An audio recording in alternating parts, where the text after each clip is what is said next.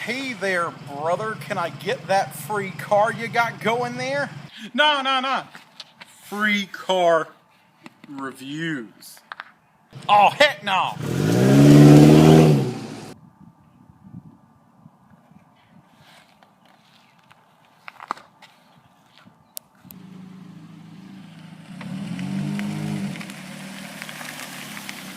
Daily Driven, that you, bruh? Hey, how you doing? Yeah, doing car reviews, free ones. Yeah, can I check out your car? Yeah, you want to take a look at my car? Can I have the keys?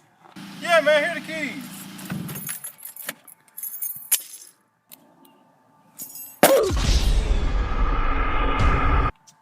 Today, we're going to be checking out this 2005 Ford Focus ZX4. It features 151 all-American horsepowers up front, driven to the wheels by front-wheel drive, running through a 4-speed automatic transmission. You get 30 miles to the gallon, and all this fun could be had for just under $3,000. It's an overall great car for your money. You can find one about $2,500, put about $500 worth of mods on it, make it a really fun daily. Get one in a 5-speed especially, guys. So what we're going to do first is we're going to do an overview of all the mods on this vehicle. Then we're going to take it, we're going to look at the exterior overall just as a stock Focus. We're going to go interior, look at the mods in there, then think about it as stock form. Then we're going to take it for a drive, and then we're going to check out the engine. So yeah, guys, starting up front with the mods, we got these beautiful aftermarket blacked out headlights, and they're just absolutely gorgeous in my opinion. We got your stripe going up the hood here. You got your hood scoop up front with your roof scoop matching. You got your blacked out alloys down here. You got your wire mesh grille, Tokyo Drift front plate.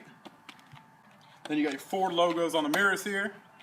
Moving along back, we got your blacked out stock spoiler with matching blacked out taillights. And we got a full custom exhaust on this vehicle.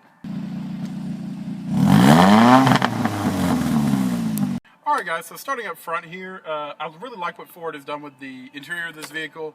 It's very symmetrical, as you all know that I like. And the center console area looks really nice too. We have this aftermarket shifter on here. It looks quite nice and matches the rest of the theme of the interior. We also have some painted stock vent covers here.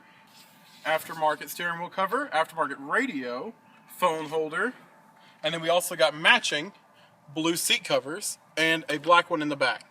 We also have matching blue seatbelt cushions.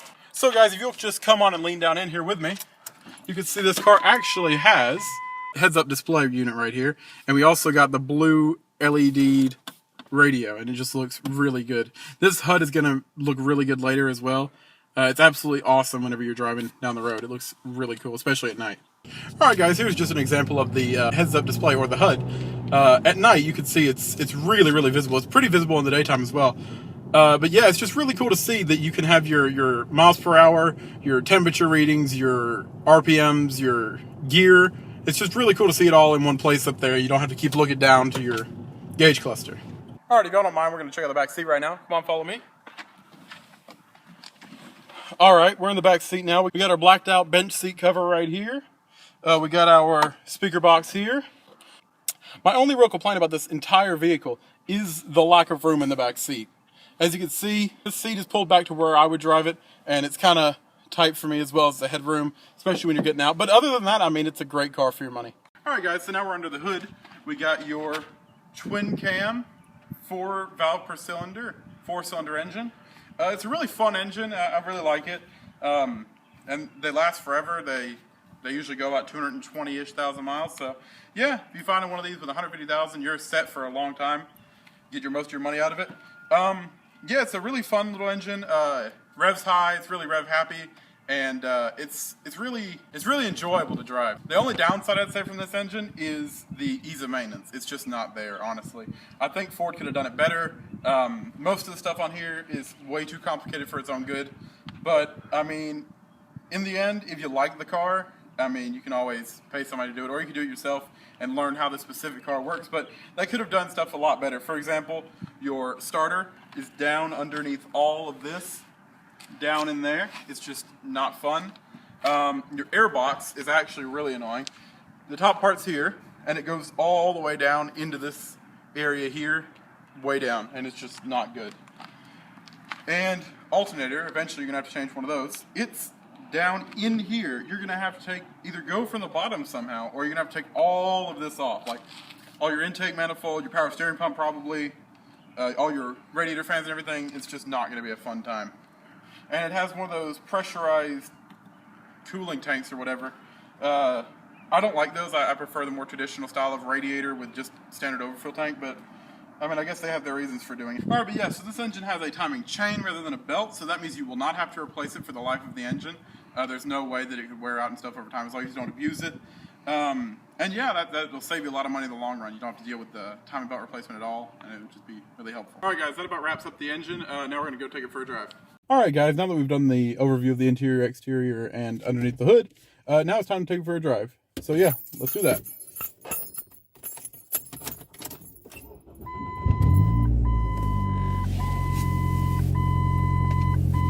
And as I said before, this car does have an entirely new aftermarket muffler system, so it should sound pretty good.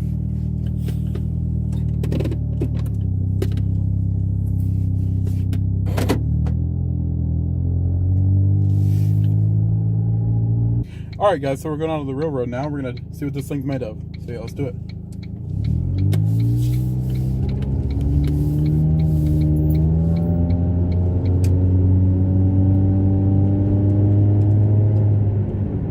Aftermarket muffler system sounding amazing. And like I said, this is a 2.3 liter 4-cylinder dual overhead camshaft engine. 4 valves per cylinder. And good for 151 horsepower.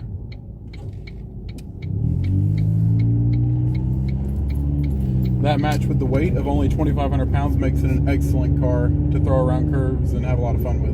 And yeah, by being 4 doors, you can have all the fun you want on the back rows and not have to compromise your handling ability or acceleration and still be able to have enough room for you and your family. Alright guys, now we're taking on some back roads and seeing how the handling characteristics feel and whatnot. And like I said, it's a very nice, light car. It's only 2,500 pounds. So it's really nimble through the curves and whatnot, and it has the 150 horsepower to back it up. That's the same amount of horsepower that the Toyota Camry has that I reviewed a few days ago. But the Toyota Camry weighs about 1,000 pounds more. So there's definitely a noticeable difference of how nimble it feels. The ride overall, while not overly comfy, it is relatively nice, and it feels sporty, and that's what I really like about it. Is it feels like it just wants to hug the ground. Braking is another plus point for sure. It's got disc up front, and then it's got drums in the back, but it's also got factory ABS. It's 2005, but yeah, they just feel really good overall. And by the car again being so light, it helps it slow down really quickly. All right, we're gonna do an acceleration test, see how fast it gets up to 60.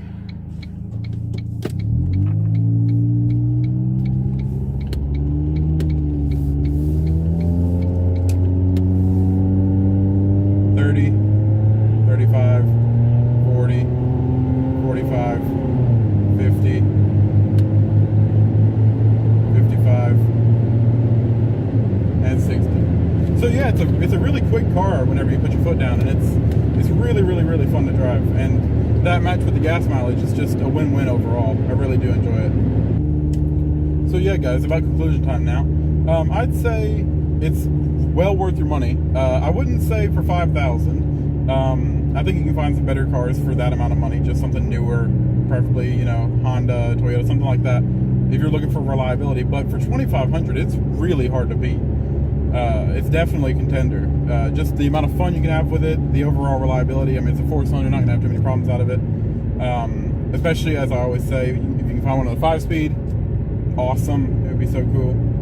But yeah, even in an automatic, it's pretty fun. And it feels sporty and small and nimble. And yeah, it's a really fun car to drive. I'd say definitely $2,500 if you can find one, 150,000-ish miles, that runs, drives good, no problems. It'd be a great car. Last you a really long time.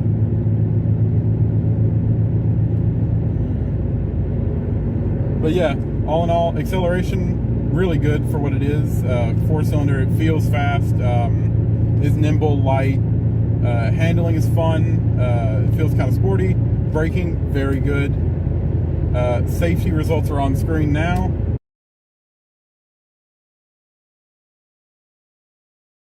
But yeah, guys, that's going to wrap it up for this video. All right, if you liked it, be sure to hit that button, subscribe, comment your thoughts. And yeah, guys, thank you, and I'll see you next time.